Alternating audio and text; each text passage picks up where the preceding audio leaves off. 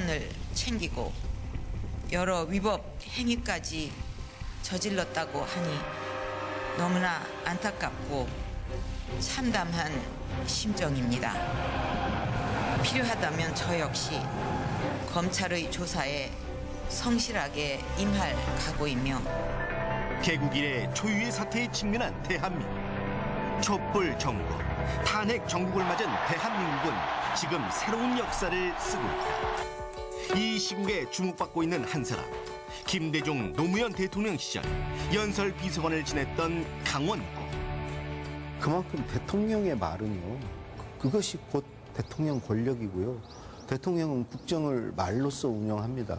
말이 중요하죠.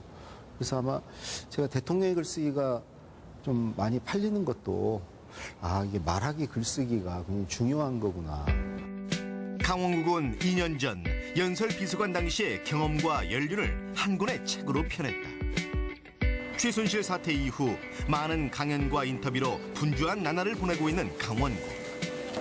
자신의 생각과 주장을 글로 표현하는 것의 중요성이 새삼스레 재조명받으며 강원국의 행보도 바빠지고 있다. 자신의 생각을 말할 수 있는 대통령이 아니었다는 것에 조금 실망을 많이 했고요. 리더라면 자신의 생각을 말할 수 있는 사람이어야 된다고 생각해요. 또 지금 대통령의 어떤 무능함 이런 것과는 달리 전에 이제 김대중 노무현 대통령들의 또 뛰어난 면모를 또 볼 수 있을 것 같아서.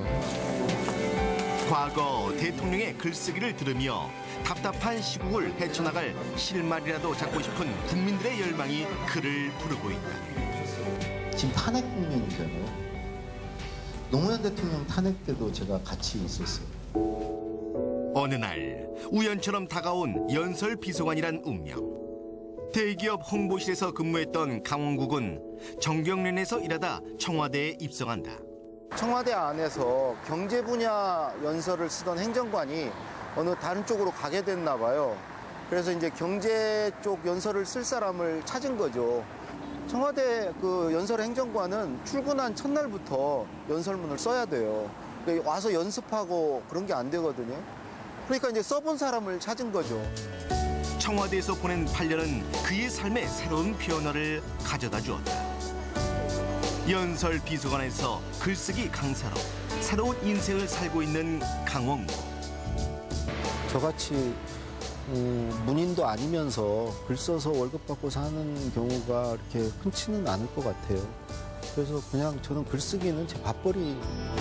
원하는 답변. 누구나 글을 쓸 수 있다고 생각하는 강원국은 오늘도 많은 사람들에게 자신의 글쓰기 경험과 노하우를 전하고 있다. 대통령 연설 비서관에서 이제 국민 글쓰기 강사로 또 하나의 인생 프로필을 채워가는 강원국. 글과 함께한 인생 이야기 지금 시작한다. 전 청와대 연설비서관 강원국 씨를 모셔봅니다.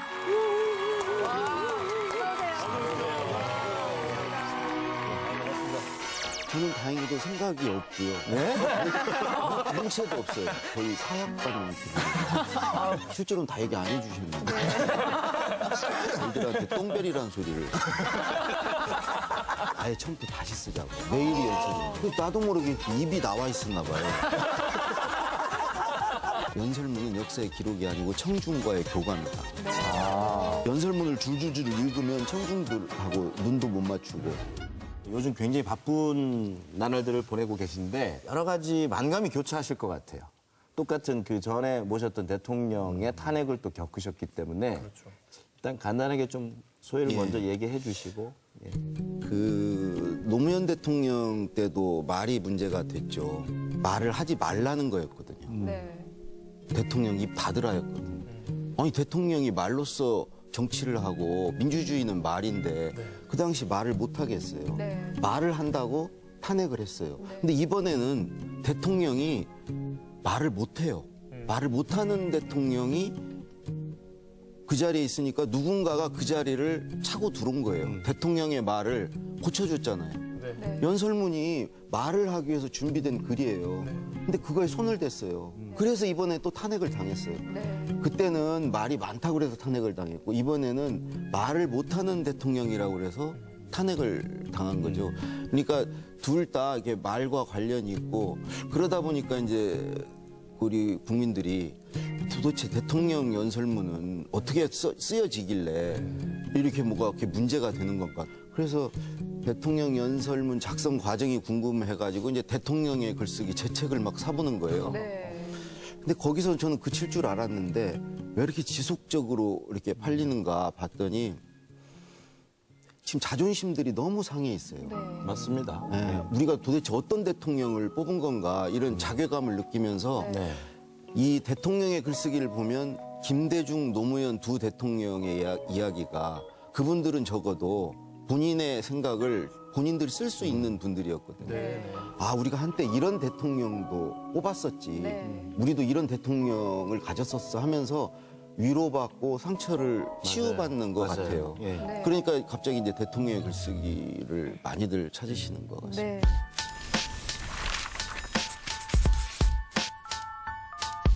어떻게 이 연설 비서관이 된 건지 좀 얘기를 듣고 싶어요. 뭐 공채 같은 게 있는 건지.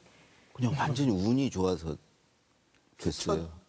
어떻게 됐냐면 그 평범한 회사원으로 입사를 했죠. 예. 입사를 해서 그 신입사원 때 우연히 그 회사 그 20년사라는 사사를 네. 그 담당해서 그 업무를 좀 네. 하게 됐어요. 예. 그 글을 본 사람은 아무도 없는데 네. 다들 저보고 글을 잘 썼대요. 그래서 사사를 읽어보는 사람 없잖아요. 네. 회사 사사를. 어쨌든 회사에 엄청난 글쟁이가 들어왔다고 소문이 났고 그래서 계속 그냥 글 잘 쓰는 사람이 된 거예요. 실제로 글 쓰는 실력과 무관하게.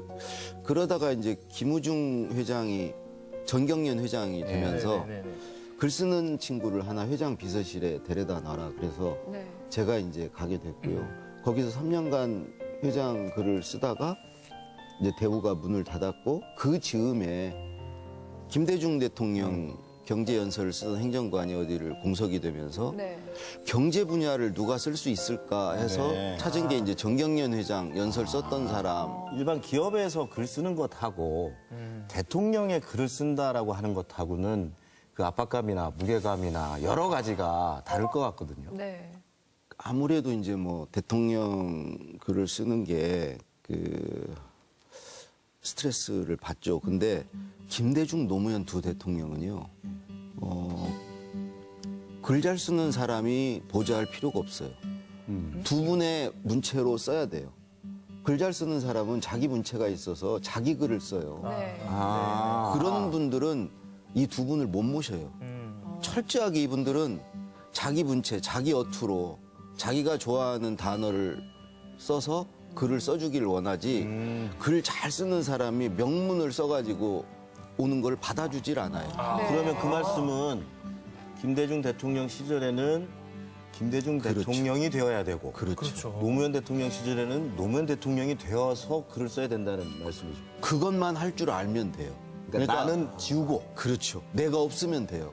내가 불쑥불쑥 나타나서 내 생각을 집어넣고 내 문체가 나오고 그러면 안 돼요. 근데 저는 다행히도 생각이 없고요. 문체도 없어요.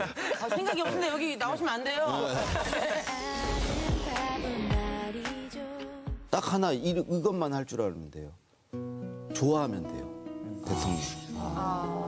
아, 이분이 정말 좀 빛났으면 좋겠다. 이분 어떻게 실수 안 했으면 좋겠다라는 간절한 마음이 있으면 그거 다 돼요. 그래요. 하나 더 조건이 있다면 혼났을 때 막 네. 의기소침하고 막 이러면 예.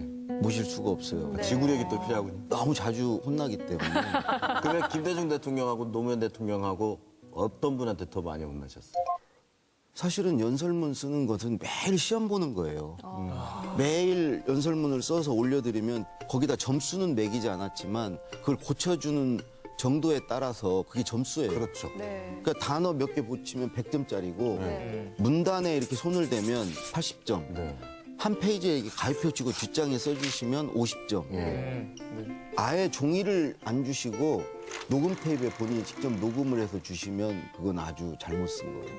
저도 이제 녹음 테이프를 자주 받았거든요. 자주요? 네, 그거는 거의 사약 받는 기분. 그러시겠어요. 그거 한번 받으면요. 네. 실제로도 밥맛이 없지만 설사 밥맛이 있어도 밥 잘 먹고 그러면 안 돼요. 우리 옆에 사람들이 저놈 참 푼수다 그래요. 네. 그 분위기, 이렇게 비서실 분위기 엉망으로 만들어 놓고 밥이 들어가냐 속으로 그렇게 생각하기 때문에 밥 먹으러 가자 그러면 저는 됐습니다 항상. 네, 저는 됐습니다. 완전 3D 업종이네요. 그래서 청와대 비서관 중에 유일하게 혼나는 비서관이에요. 노무현 대통령이 아주 대놓고 혼내셨고요. 대놓고 어떤 식으로 예를 들면 내가 다 얘기해 줬는데 너 왜 이렇게 써왔냐 그러고. 실제로는 다 얘기 안 해주셨는데. 아니 그 머릿속에는 있으시니까 얘기한 것과 안 한 거를 사실은 구분이 잘 안 되시죠. 어떤 얘기를 했는지를. 그리고 뭐 예를 들어서 대통령이 이건 좀 간단하게 하고 싶다 그래서 정말 간단하게 작성을 하면 대통령이 하기 싫으면 관두라고. 너 지금 사보타지 하냐. 아니 그럼 그 정도면 아니 간단하게를 정확히 모르죠 제가. 그렇죠. 네. 적당히 어떤 경우는 간단하게. 전화하셔서 네. 이번엔 간단하게 하고 싶다. 네. 너 그거 알지? 그거 알잖아. 계속 그러면 난 모르지만 예. 스트레스가 좀 심해졌겠다. 대통령을 5년 동안 이제 호흡을 맞췄기 때문에 대통령은 당연히 아는 줄 아세요. 근데 사실은 제가 모르죠 잘. 그런 거 이제 모르는 상태로 써가면 대통령이 너 이거 왜 이렇게 다 얘기해줬는데 이렇게 쓰냐고. 얘기 다 했는데. 네. 하기 싫으면 관두라고. 네. 그 얘기를 3번 들었어요. 당장 그만. 관두라고. 아니, 그러면 김대중 대통령과 노무현 대통령 두 분을 다 이렇게 같이 일을 하시면서 대통령 연설문 그 스타일도 굉장히 다를 것 같아요, 그렇죠. 두 분이. 어떤 차이가 있는지. 완전히 다르고요. 김대중 대통령 무조건 첫째, 둘째, 셋째예요. 3가지를 말씀드리겠어요. 네. 5가지를 말씀드리겠어요. 네. 그 첫째, 둘째, 셋째를 처음에 썼더니 노무현 대통령이 너는 왜 이렇게 평면적이냐고. 좀 입체적으로 쓰라고. 첫째, 둘째, 셋째가 뭐냐고. 김대중 대통령은 이렇게 정리를 해주려고 하세요. 네. 선생님 같이. 네. 딱 3가지로 딱 요약해서 정리를 딱 머릿속에 정리가 되도록 연설을 하세요. 네. 네네. 노무현 대통령은 그렇게 왜 정리를 하냐고. 네. 입체적으로 쓰라고. 네. 기본적으로 이 김대중 대통령은 연설문을 역사의 기록이라고 항상 그러셨어요. 네. 그래서 미리 준비를 다 해서 준비된 원고를 그대로 읽고 그걸 기록으로 그대로 넘겨야 된다고. 네. 그래서 항상 읽으셨어요. 노무현 대통령은 연설문은 역사의 기록이 아니고 청중과의 교감이다. 연설문을 줄줄줄 읽으면 청중들하고 눈도 못 맞추고 청중들이 보기에 누가 써준 거 저거 와서 성의 없이 읽는다고 그런다. 네. 요즘 많이 그러니까 느꼈죠. 가급적 읽지 않고 네. 눈을 마주치고 하려고 하는 분이고 또 하나 내용상에서 큰 차이는 김대중 대통령은 가급적 국민이 듣고 싶어하는 소리를 찾아서 연설문에 담으려고 하셨고 네. 노무현 대통령은 듣고 싶어하는 소리를 하는 건 리더가 아니다.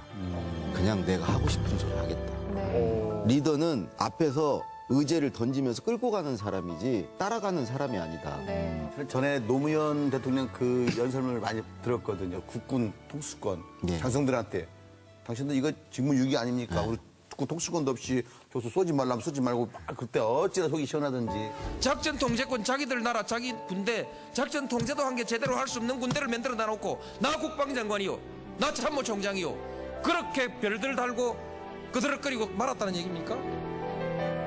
그래서 작동권 회수하면 안 된다고 줄줄이 모여가가지고 성명 내고 자기들의 직무유기 아닙니까? 그런 얘기는 노무현 대통령의 직언이죠. 그거는 준비된 연설문이 아니고요. 아니죠. 제가 어떻게 장관, 저 별들한테 똥별이라는 소리를. 똥별을 어깨에다 거들먹거리고 당신들 지금까지 한 거 뭐냐고. 네. 아니, 국방을 우리 자주 국방 하자고. 네. 어? 그 미군한테 의존하는 거 좀 우리가 가져오자고 하는데 왜 그걸 안 된다고 그러냐고. 몇십 년 동안 세금 써가면서 그동안 뭐 했냐고, 당신들. 똥폼 잡고 다닌 거 아니냐고. 네. 그런 얘기를 제가 못 쓰죠. 노무현 대통령은 스타일이 좀 이렇게 상남자, 거친 약간 스타일이셨던 것 같아요. 투사예요. 네. 단어도 보면 그러신 것 같아요. 공격적인. 좀 정제된 단어보다는 좀 직설적인 단어를 많이 쓰시는 것 같고. 어떤 경우, 그러니까 기본적으로 이렇게 서민의 언어를 연설문에 쓰라고 그러셨어요. 근데 이제 그게 이제 막말 시비가 많이 붙었고요. 격이 없다. 격이 떨어지고 뭐. 대통령이 품위가 없다고 그런 게 이제 있었고 그런데 갈수록 본인은 뭘 하면 이제 보수 언론들이 그걸 안 받아주니까. 근데 막말을 하면 대문짝만하게 받아줘요. 그러니까 본인이 그랬어요. 이제는 자해하는 심정으로라도 내가 자꾸 국민들한테 편지를 쓰는데 우체부가 전달 안 해주니까 그냥 자해를 하는 심정으로 내가 막말을라도 해야 되겠다. 그럼 국민들이 이것도 뭔 소리를 노무현이 또 한 거야. 그러면 그 말을 한 배경과 어떤 맥락 같은 거를 국민들이 알게 되고 이런 취지로 얘기를 듣게 되죠. 그렇죠. 네. 그래서 관심을 그래도 좀 갖게 되는 그래서 또 막말을 또 하게 되고 그렇군요. 그 많은 연설문들이 있으셨을 텐데 그 기억에 남는 연설문도 있으실 것 같거든요. 노무현 대통령 때는 그 한일 관계에 관한 연설문이라고 그래서 독도는 우리 땅입니다 하면서 그 일본한테 따끔하게 한마디 한 연설이 있어요. 근데 영연설이었죠. 지금 일본이 독도에 대한 권리를 주장하는 것은 제국주의 침략 전쟁에 의한 점령지의 권리, 나아가서는 과거 식민지 영토권을 주장하는 것입니다. 이것은 한국의 완전한 해방과 독립을 부정하는 행위입니다. 또한 과거 일본이 저지른 침략 전쟁과 학살, 40년간에 걸친 수탈과 공원, 투옥, 강제징용, 심지어 위안부까지 동원했던 그 범죄의 역사에 대한 정당성을 주장하는 행위입니다. 우리는 결코 이것을 용납할 수가 없습니다. 그게 아마 대통령 연설로서는 가장 명연설이라고들 얘기를 하는데 그거는 초안이 없었습니다. 그러니까 처음부터 그냥 대통령이 직접 일필휘지 하셔가지고 내려주셨는데 제가 그걸 보고 대통령 진짜 글 잘 쓰는구나. 그래서 그 전까지는 저를 계속 혼내서 좀 야속하다는 생각도 했거든요. 근데 그 연설문을 제가 보고 나서 이 정도 쓰시니까 그동안 얼마나 내 쓴 초안이 마음에 안 드셨을까. 그래서 그동안 좀 혼낸 게 당연하고 오히려 나를 가르쳐 주신 거구나. 혼낸 게 아니고 내가 월급 받고 이분한테 배웠구나. 글쓰기를 배웠구나. 그런 생각을 한 계기가 그 연설문. 그렇군요. 딱 듣기에도 김대중 대통령하고 노무현 대통령의 연설문 쓰는 스타일이 확연하게 다른데 어떤 분의 연설문 쓰실 때 더 힘드셨어요? 김대중 대통령은 그 생각의 관역이 너무 멀리 있어서 맞추기가 상당히 힘들었어요. 아무래도 저하고 연배 차이도 그렇고 생각도 굉장히 넓고 깊으신 분이어서 그거를 맞추는 게 이제 멀리 있어서 힘들었고 노무현 대통령은 관역이 멀지는 않은데 막 움직여요. 근데 먼 관역보다 움직이는 관역이 더 힘들어요. 그 사람 정말 미치는 거죠. 어제의 생각을 가지고 오늘 쓰면 대통령한테 혼나요. 이미 흘러간 물이에요. 생각 이미 바뀌셨어. 그 정도. 더 발전하셨어. 그러면 혹시 오밤중에 새벽에 갑자기 연락이 와서 또 바뀌고 이런 경우도 있나요? 그런 경우 많았죠. 중요한 연설일수록 되게 하루 전날 저녁 먹으면서 마감이 돼요. 그래서 이제 그걸로 하는 줄 알고 이제 관저에서 식사하고 우리 이제 내 사무실로 왔는데 그때 2번이나 국회도 그렇고 광복절 연설도 전화가 왔어요. 밤 10시 반 넘어서. 국회 연설은 아예 처음부터 다시 쓰자고. 내일이 연설인데. 바로 전날에. 어머나. 그래서 관저로 다시 오라고. 그래서 그때 갔더니 제가 먼저 가서 이렇게 앉아 있는데 너무 답답한 거예요. 왜 그러냐면 그 연설이 국회 연설은 막 40분, 50분이에요. 그럼 지금부터 다시 구술을 받아서 불가능해요. 그래서 나도 모르게 입이 나와 있었나 봐요. 대통령이 들어오셔가지고 상상이 재밌는 상상이 가네. 야, 너 어디 무서워서 너 얼굴 보고 얘기하겠냐? 아이고. 넌 좀 대통령이 찾으면 왜 찾았는지 궁금하고 아주 호기심 어린 눈빛으로 기다려야지. 너 이렇게 인상 쓰고 앉아가지고 어디 무서워서 너 찾겠냐고. 그리고 나서 구술을 해주셨어요. 근데 그걸 받아 적어서 가서 이제 쓰고 있는데 네. 불가능해요. 한 새벽 2시쯤 전화하셨더라고요. 어디까지 썼냐고. 속으로 막 화가 어떻게 나는지 내가 그걸 몰라서 지금 물어보고 말을 하려다가 어디 쓰고 있습니다. 그랬더니 대통령이 고생했다고. 거기까지 한 거 나한테 보내주고 자네는 잘하고 마무리 내가 하겠다고. 네. 그래서 내가 속으로 이걸 대통령이 할 수 있을까? 시간이 한 3시간, 4시간밖에 없었어요. 네. 국회 연설은 인쇄를 다 해야 되기 때문에 네. 5시에 인쇄소 넘겨야 돼. 근데 5시 정각에 전화를 하셨어. 지금 메일 보냈으니까 나도 이제 눈 좀 붙이고 가서 연설해야 되니까 마무리는 자네가 하소 그러더라고. 아니 지금 넘겨야 되는데 뭘 마무리를 나보고 또 하래. 그래서 열어봤어요. 다 쓰신 거예요. 와. 야, 이분이 실력도 있고 남에 대한 배려도 있구나. 내가 틀림없이 못 쓸 거라고 생각을 하고 안 주무시고 기다리다가 그걸 마무리를 본인이 그런 리더가 없죠. 네. 네.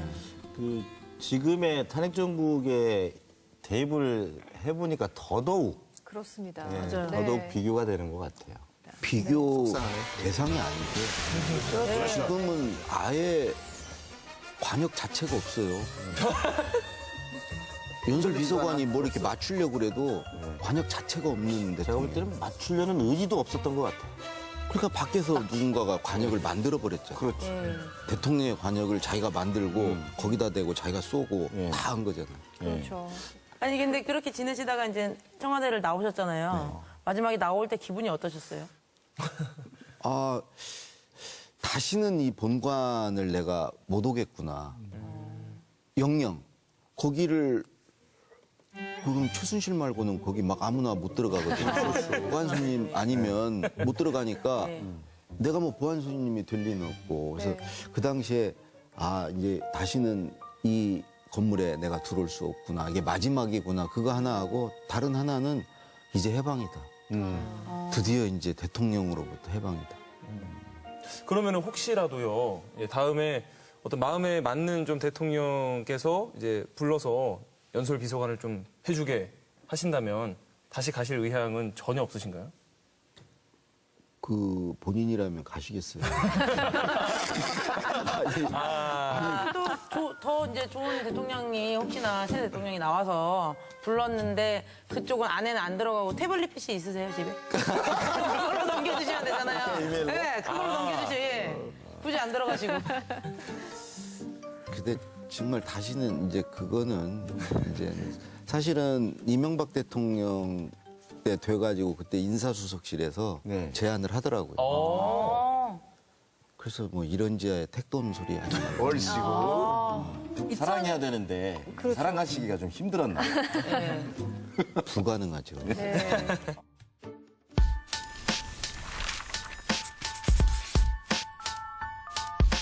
(2014년에) 대통령의 글쓰기라는 책을 내셨습니다. 이 책은 어떻게 내게 되신 건가요? 제가 이제 50이 넘으면서 내 인생을 살자. 그래서 간 게 이제 출판사거든요. 1년 반 정도 한 7권 책을 편집을 했어요. 다른 분들의 책을. 네. 그때 내가 비밀을 알게 됐어요. 그 업계 비밀. 아무나 책을 낸다. 그래서 나도 그럼 책을 써볼까? 특별한 사람만 책 쓰는 게 아니구나. 누구나 책을 쓸 수 있는 거구나. 그게 하나가 계기가 됐고 그 즈음에서 이제 노무현 대통령이 하셨던 말씀이 생각나는 거예요. 책을 쓰라고. 역사의 진보라는 것은 소수가 누리던 걸 다수가 누리면 역사가 진보한 거라고. 네. 왕이 혼자 누리던 걸 국민이 누리면 역사가 진보한 거라고. 네. 자네가 경험한 거를 자네의 책을 통해서 많은 사람들이 경험하게 되면 그게 당시 역사의 진보에 기여하는 거라고. 그때 이제 책을 쓰라고 하셨는데 그 생각이 나는 거예요. 대통령이 책 쓰라고 했었지. 그게 대통령 어찌 보면 유지인데 그러면 책을 나도 써보자. 그래서 책을 쓰게 됐죠. 네. 그 지금 몇 쇄까지 나왔죠? 제가 알기로는 100한 3, 40세. 공전의 히트라고 볼 수 있는데 인세가 상당하겠어요. 네. 와. 인세 얘기를 하면 제가 좀 찔리는데 예. 제가 처음엔 한 2,000권 팔릴 줄 알았어요, 책이. 아, 요렇게까지는 안 팔릴 거다. 요렇게까지가 아니고 그냥 2,000권. 그냥 초판 2,000권. 네. 그래도 뭐 대통령 유지도 받들고 보람 있는 일이다 생각을 하고 냈는데 그랬기 때문에 제가 인세를 한 푼도 안 갚겠다고 선언을 했어요. 그런 실수를. 노무현 재단하고 김대중 도서관에 인세 절반씩을 다 전액 기부를 하겠다고 아이고. 계약금 받은 것을 갖고 가서 주면서 계약금은 얼마 안 되니까 그런데 책이 막 팔리는 거예요. 하루하루가 너무 초조한 거예요. 이거 생각하고 다른데? 정말 솔직하시네. 솔직하세요. 진짜 너무 팔리는 거예요. 전혀 상상하지 못했던. 그래서 이제 걱정이 됐죠. 그러던 차에 그 권양숙 여사께서 네. 네네네. 연락을 하셔서 인세 갖고 오지 마라. 갖고 온 것도 돌려주라고 노무현 재단에 지시를 하셨어요. 그 친구 그게 밥벌인데 그걸 왜 받냐고. 그래서 거기 사무처장이 저를 만나자고 그래서 이미 낸 건 돌려줄 수는 없고 살림을 생각을 하시니까. 더 이상 갖고지는 마라. 그래서 이제 해방이 되고.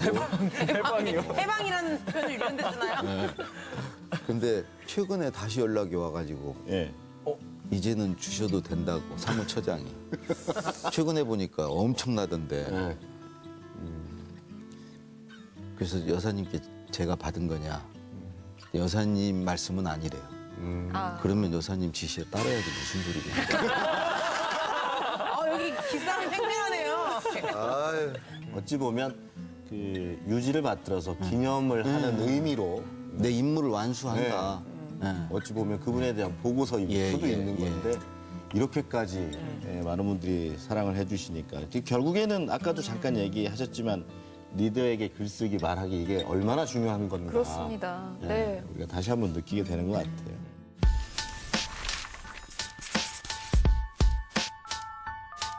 고등학교 때 데모 경력이 있으시네요. 아까 소심하다고 하셨는데 전혀 그렇지 않으신 것 같은데요. 아니, 제가 무슨 의식이 있거나 용감해서가 아니고 예. 제가 3학년 일반 반장이어가지고 예. 3학년 일반의 역할이 선봉에 서는 거였어요. 아, 일반이어서요? 그때 당시에 반장이어서. 반장이 또 제일 앞에 서야 되잖아요. 네. 그럼 가장 앞에 제가 제일 앞에 섰어요. 의지와는 상관없이. 전혀 상관없이 아무 의식도 없는데 제가 뛰다 보니까 제가 앞에 서 아니 정문을 향해서 가고 있는데 앞에 막 탱크가 있는 거예요. 탱크 2대가 1980년 계엄 상태예요. 하늘에서 막 헬기가 2대가 떠가지고 체증을 하고 근데 내가 이제 대열 밖에 나와서 뛰고 있는데 무섭더라고요. 그러니까요. 이대로 가면 죽을 것 같더라고요. 총 쏠 것 같더라고요. 그때는 막 쏠 때예요. 그때는 막 갈길 때 아니야. 바로 그냥 광주에서 그냥 쏘고 있을 때예요. 예. 그래서 대열을 돌렸죠. 운동장으로. 죽을 것 같아서. 돌려서 그냥 운동장을 돌았어요. 계속 돌고 징계를 받고 그랬는데 그리고 나서 이제 1학년 더 다녔죠. 고등학교 4학년을 다니고 했는데 나중에 노무현 대통령을 만나서 대통령이 갑자기 깜빵 얘기를 꺼내는 거예요. 네.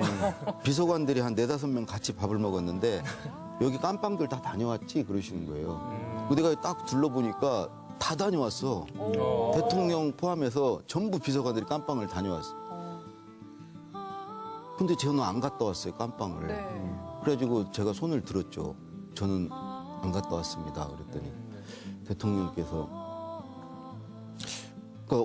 그 시대에 너는 그러면 뭐 하고 있었느냐 눈빛으로 아니 그런 친구가 지금 나랑 같이 5년 동안 청와대 그러니까 참여정부 비서관을 했어 이런 눈빛이에요.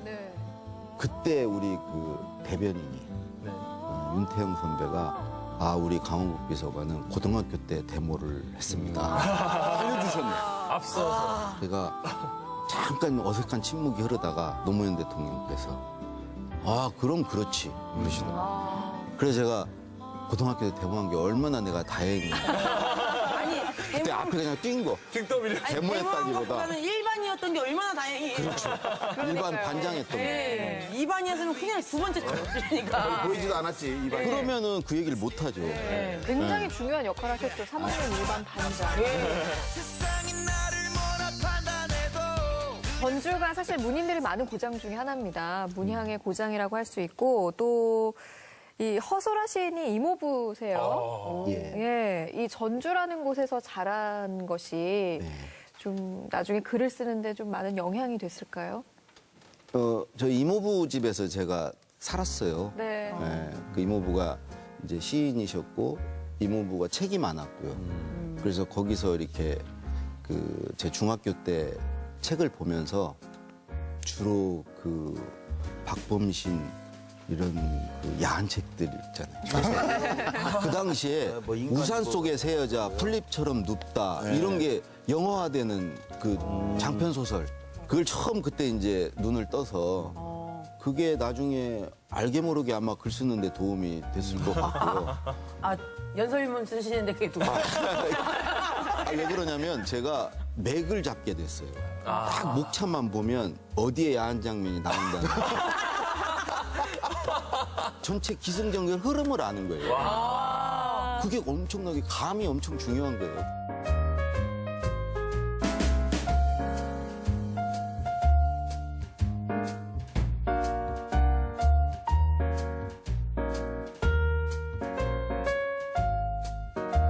촛불 집회가 이어지면서 우리 젊은 청소년들의 발언이 또 많이 화제가 되잖아요. 그렇죠. 어떠세요?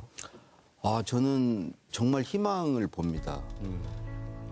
뭐냐면 우리가 이제 70년대, 80년대 계속 90년대까지 말이 없는 사회였어요.